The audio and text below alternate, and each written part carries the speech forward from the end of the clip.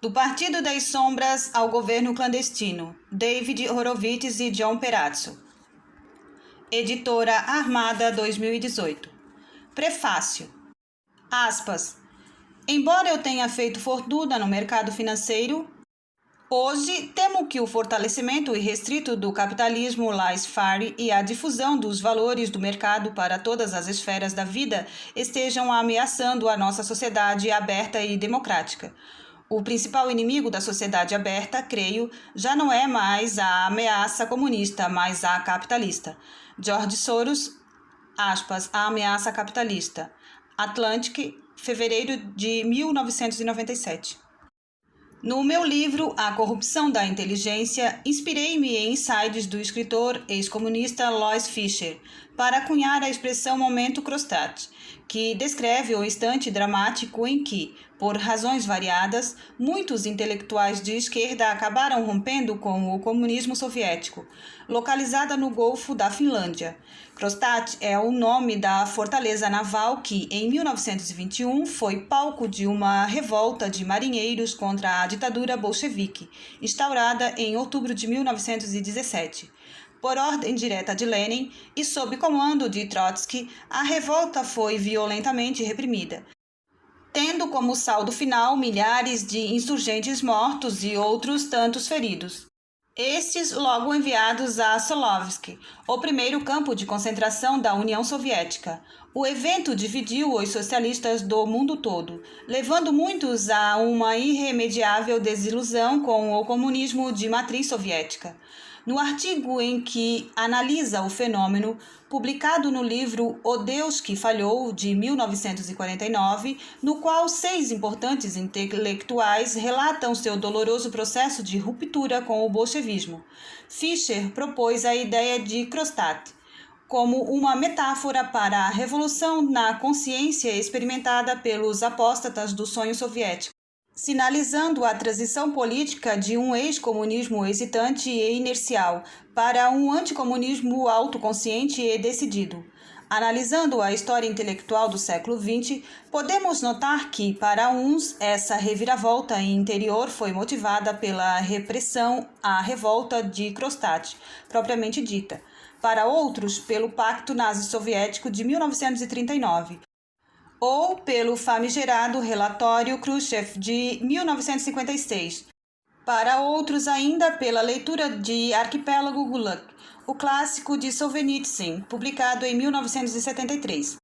Seja como for, todavia, uma virada de chave tão radical no espírito não pode ser inteiramente explicada por esses eventos concretos, pois envolve também uma série de percepções íntimas e pessoais que, no conjunto, dão forma e substância a um processo digno do mistério das convenções religiosas. O momento Kronstadt é como que um desenfeitiçamento, como quando se rasga o véu do templo, revelando uma realidade que obriga aqueles que o experimentam a uma decisiva reconfiguração existencial. Após os de Whittaker Chamber, ex-espião soviético que viria a se tornar um dos mais importantes agentes da contra-inteligência americana no início da Guerra Fria, James Burnham, ex-trotskista, cofundador da revista National Review, e Bela Dott, ex-comunista reconvertida ao catolicismo, o momento Kronstadt mais emblemático nos Estados Unidos foi, sem dúvida, o de David Horowitz. No intervalo de pouco mais de 2 décadas, esse neto de judeus ucranianos, cujo sobrenome original era provavelmente Gurevitch, passou de expoente da nova esquerda soixiante-uitardista a grande nome do pensamento conservador americano, uma transformação que, com rara sensibilidade e honestidade intelectual, ele conta em sua autobiografia O Filho Radical, a Odisseia de uma Geração.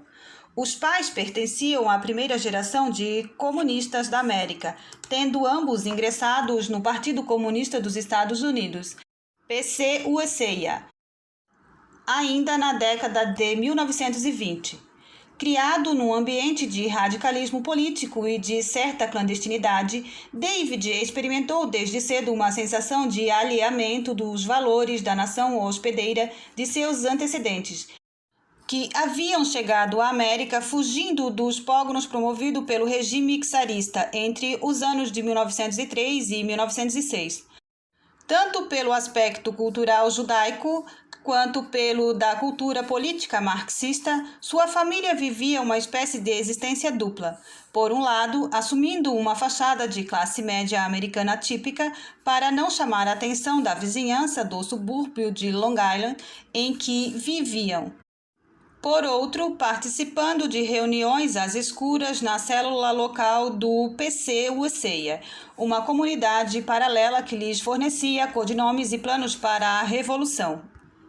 Nessa comunidade, David foi socializado, aprendendo a ver os Estados Unidos como a sede de todo o mal e a União Soviética como um farol para a humanidade. Em fevereiro de 1956, a publicação do famoso discurso secreto de Nikita Khrushchev, no qual se desfiava o imenso rosário dos crimes de Stalin, provocou um abalo nas convicções e certezas da grande família comunista dos Estados Unidos, bem como na do restante do mundo. Então, com 17 anos, David percebeu esse abalo dentro de casa, na fisionomia dos pais. Aspas. Quando meus pais e meus amigos abriram o Times naquela manhã e leram o texto, o mundo desabou para eles, assim como toda a sua vontade de lutar. Descreve em sua autobiografia, aspas, se o documento fosse mesmo verdadeiro, então tudo o que disseram e tudo em que acreditavam era falso. E a tal missão secreta, que durante anos foi a única razão de viver de muitos desses militantes, parecia não ter mais sentido. Agravando uma desilusão prévia com o autoritarismo da liberdade partidária, o relatório Khrushchev acabou sendo decisivo para que seus pais resolvessem abandonar o PC-USA. E, embora mantendo intacta a crença na utopia socialista a ser resgatada dos, aspas, erros stalinistas, se afastassem da militância política. De maneira algo freudiana, foi para honrar aquela crença e renovar a pulsão militante da família que, nos anos de 1960, David começou a participar ativamente do movimento que viria a ser conhecido como Nova Esquerda, e que buscava se distanciar da ortodoxia marxista-leninista, posto que, preservando o seu espírito revolucionário original, aspas, será que era necessário abandonar de vez o socialismo? Pergunta David retoricamente. Apenas para responder, aspas, eu não estava preparado para uma hipótese como essa. A visão socialista era a minha única maneira de enxergar o mundo e de distinguir o certo e o errado. Era minha esperança para um futuro melhor. O socialismo era o desejo de justiça.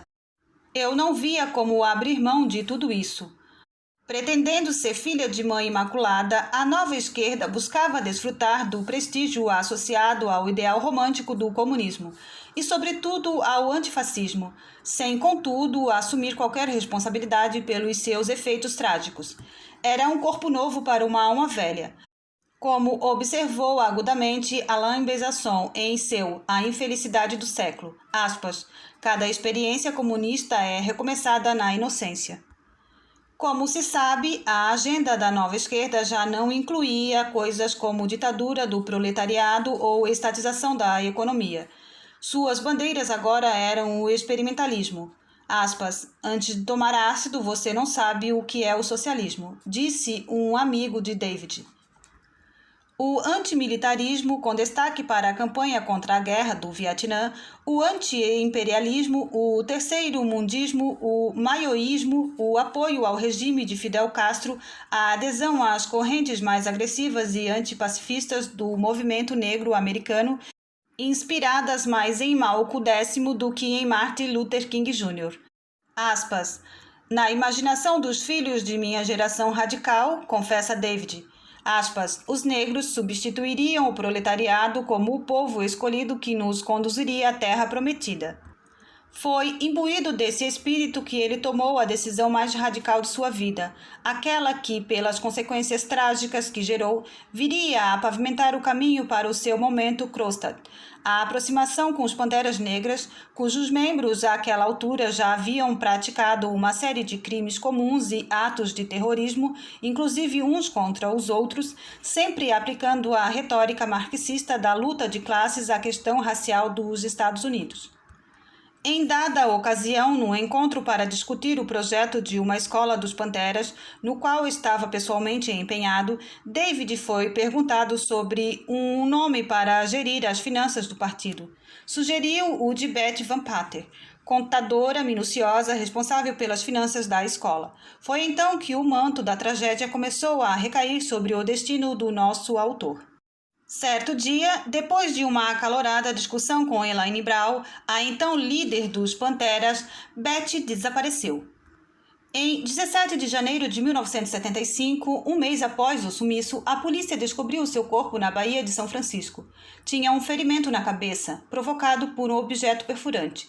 Embora o caso nunca tenha sido solucionado de maneira definitiva, todos os que o acompanharam, e David, mais que ninguém, sabia que Betty fora assassinada pelos Panteras Negras, provavelmente por queima de arquivo, ou por ter desafiado os interesses de Elaine, uma mulher radical e perigosa.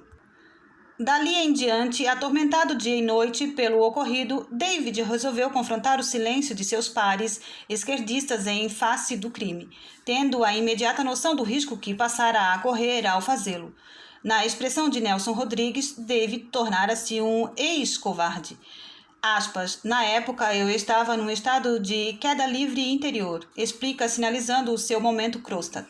Aspas, quando a polícia localizou o cadáver e o futuro já não era mais tão incerto, vi-me forçado a enfrentar a mim mesmo de uma maneira totalmente inédita. Todas as minhas rotas de fuga estavam bloqueadas. Eu não podia mais voltar atrás nas minhas ações. Uma luz impiedosa e inexorável iluminava tudo o que estava diante de mim. David sentiu uma necessidade incontornável de entender sua participação no ocorrido. O assassinato de uma pessoa inocente cometido por seus companheiros políticos. Tudo aquilo no qual acreditava, tudo aquilo pelo que lutara, todos os seus esforços de fazer o que era certo e justo, acabaram culminando no seu envolvimento com os Panteras Negras e na proposta de trabalho feita a Betty, que viria a ser a sua sentença de morte. Por tanto tempo inebriado com as próprias virtudes, como todo bom revolucionário, teve de aprender da maneira a mais dolorosa que a matéria-prima da violência política são justamente as boas intenções. Uma lição gravada no mármore eterno dos versos do poeta. E foi com a autoridade intelectual e moral de quem experimentou tão diretamente o mal causado pelas ideologias revolucionárias que, em coautoria com John Perazzo, David Horowitz se debruçou sobre a figura do filantropo George Soros, hoje o principal fomentador daquele mesmo radicalismo de esquerda herdado dos anos 1960. E não só na América como no mundo todo. Neste, do Partido das Sombras ao governo clandestino que a editora Armada, em parceria com os tradutores de direita, faz chegar ao público brasileiro, os autores analisam como, por meio da vasta rede de instituições e atores políticos obrigados sob o guarda-chuva de sua Open Society Foundation, Soros conseguiu assumir o controle do Partido Democrata Americano, inclinando-o para a extrema esquerda, e por intermédio de Barack Obama, seu presidente fantoche, transformou-o em mera plataforma para a sua agenda ideológica pessoal, que tem como objetivos centrais a diminuição da influência americana no cenário internacional, o enfraquecimento da soberania do país em favor de um governo mundial, o fim do livre mercado e da liberdade de expressão. Para o eleitor brasileiro é de particular interesse conhecer o modus operandi desse senhor que se pretende dono do mundo, pois que os seus tentáculos institucionais já nos abraçam, pautando fortemente a nossa imprensa e a margem de nosso sistema representativo, via recrutamento de ativistas e formadores de opinião engajados, impondo pautas de esquerda alheios aos valores e interesses da população, tais como a legalização do aborto e das drogas, a desmilitarização da polícia, o racionalismo e o feminismo radical, Depois de travar contato com pesquisa minuciosa e bem documentada de Horowitz e Perazzo, o leitor passará a olhar com um misto de pena e vergonha alheia para aqueles que furtam a realidade mediante a catalogação de tudo o que desconhece como, aspas, teoria de conspiração. A quem quer que recuse essa covarde estratégia da avestruz, demonstrando coragem para compreender os nem sempre alvissareiros bastidores da política internacional. Esse é o livro ideal. Soros, como um velho antepassado seu, pode querer ser o dono deste mundo. Mas, como sabemos, há mais de 2000 anos, o verdadeiro reino está no outro. Flávio Gordon, antropólogo, escritor, tradutor, autor de A Corrupção da Inteligência, Rio de Janeiro, junho de 2018. E se você gostou desse vídeo, deixe seu like, deixe um comentário, se inscreva no canal, compartilhe com seus amigos. Ative também o sininho das notificações.